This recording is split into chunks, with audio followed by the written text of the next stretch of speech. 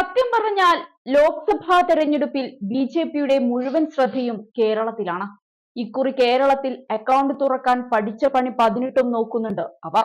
പാർട്ടിയുടെ സ്ഥാനാർത്ഥി പട്ടിക പുറത്തുവന്നതോടെ സംസ്ഥാനത്ത് ശക്തമായ ത്രികോണ മത്സരം നടക്കുമെന്നും ഉറപ്പായി. എല്ലാ മുക്കും മൂലയുമൊക്കെ ശ്രദ്ധിച്ച് കരുത്തുറ്റ നേതാക്കളെയാണ് ബി.ജെ.പി ഇത്തവണ മത്സര രംഗത്ത് ഇറക്കിയിരിക്കുന്നത്. തിരുവനന്തപുരത്ത് കേന്ദ്രമന്ത്രി കൂടിയായ രാജീവ് ചന്ദ്രശേഖർ ഇറങ്ങുമ്പോൾ പത്തനംതിട്ടയിൽ യുവനിരയിൽ നിന്നുള്ള അനിൽ ആന്റണി മത്സരത്തിന് ചുക്കാൻ പിടിക്കുന്നു.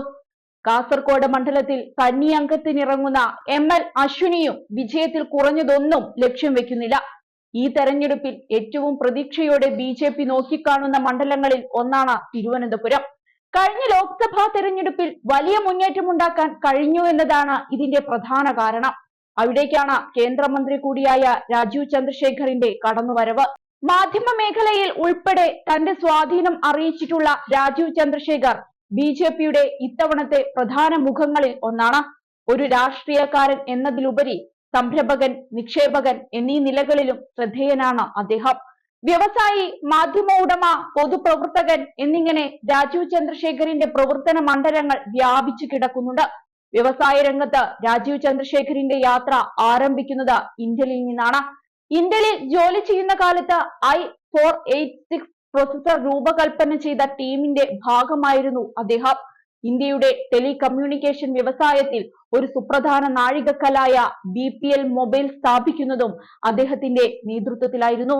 പാർലമെന്റ് അംഗമെന്ന നിലയിൽ ദേശീയ സുരക്ഷ, സാങ്കേതിക നവീകരണം, ഭരണ പരിഷ്കാരങ്ങൾ എന്നിവ പ്രോത്സാഹിപ്പിക്കുന്ന നയങ്ങൾക്കായി ശക്തമായി വാദിച്ച വ്യക്തി കൂടിയായിരുന്നു അദ്ദേഹം. വിദ്യാഭ്യാസം, ആരോഗ്യം, സാമൂഹിക ക്ഷേമം എന്നിവ ലക്ഷ്യമിട്ടുള്ള സംരംഭങ്ങളിലും അദ്ദേഹം സജീവ സാന്നിധ്യമാണ്. കൂടാതെ വിരമിച്ച സൈനികരെയും ഒരിക്കലും കൈവിടാതെ അദ്ദേഹം മുറുകെ പിടിച്ചു. 2007 ചിക്കാഗോയിലെ ഇല്ലിനോയിസ് ഇൻസ്റ്റിറ്റ്യൂട്ട് ഓഫ് ടെക്നോളജിയുടെ IIT ഗ്ലോബൽ സർവീസ് അവാർഡ് ഉൾപ്പെടെ അദ്ദേഹത്തിന് ലഭിച്ച അംഗീകാരങ്ങളിൽ പലതാണ്.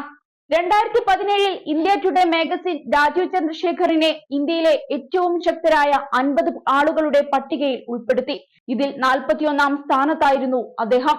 ഇനി അധികാരമോഹം മാത്രം സ്വപ്നം കണ്ട കോൺഗ്രസിൽ നിന്ന് ചാടിപ്പോന്ന അനിൽ ആന്റണിയെ കുറിച്ചറിയാം. പത്തനംതിട്ടയിൽ ഇത്തവണ ജയം ഉറപ്പിക്കുക എന്ന ലക്ഷ്യമിട്ട് തന്നെയാണ് അനിൽ ആന്റണിയെ ബി.ജെ.പി രംഗത്തിറക്കിയത്.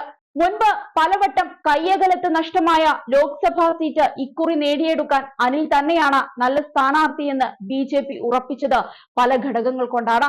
പാർലമെന്റിൽ ശബ്ദിക്കാൻ കഴിയുന്ന, ആവശ്യങ്ങൾ നേടിയെടുക്കാൻ കഴിയുന്ന യുവനിര വരണമെന്ന താല്പര്യവും ഒരു പരിധിവരെ ഇതിനു പിന്നിലുണ്ട്. ഒരു രാഷ്ട്രീയ നേതാവെന്നതിൽ ഉപരി യുവജനങ്ങളുടെ പൾസ് അറിയുന്ന, അവരുടെ വിഷയങ്ങൾ അഭിസംബോധന ചെയ്യാൻ കെൽപ്പുള്ള പ്രതിനിധി എന്ന നിലയിലാണ് അനിൽ ആന്റണിയെ ബി.ജെ.പി കാണുന്നത്. കേരളത്തിലെ ഏറ്റവും പ്രമുഖമായ തിരുവനന്തപുരം കോളേജ് ഓഫ് എഞ്ചിനീയറിംഗിൽ നിന്ന് ബിരുദം നേടിയ അദ്ദേഹം സ്റ്റാൻഫോർഡ് സർവകലാശാലയിൽ നിന്ന് ബിരുദാനന്തര ബിരുദവും നേടിയാണ് തന്റെ വിദ്യാഭ്യാസം പൂർത്തിയാക്കിയത്.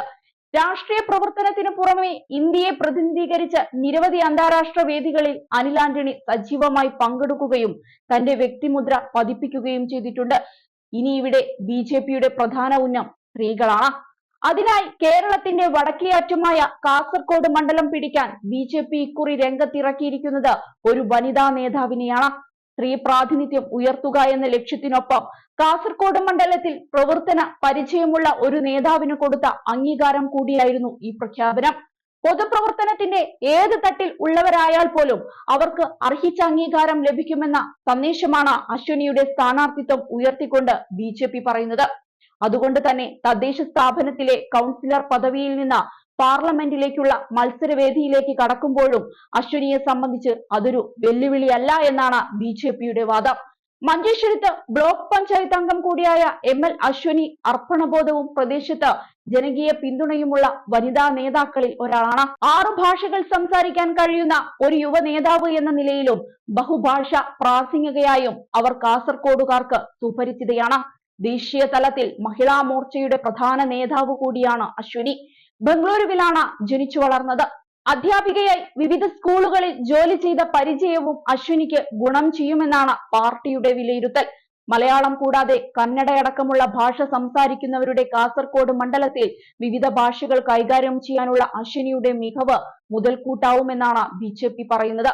ഏതായാലും കേമന്മാരെ ഇറക്കി വോട്ട് പിടിക്കാനിറങ്ങിയ ബി ജെ പിക്ക് ഒരു വോട്ടെങ്കിലും കിട്ടിയാൽ ഭാഗ്യം.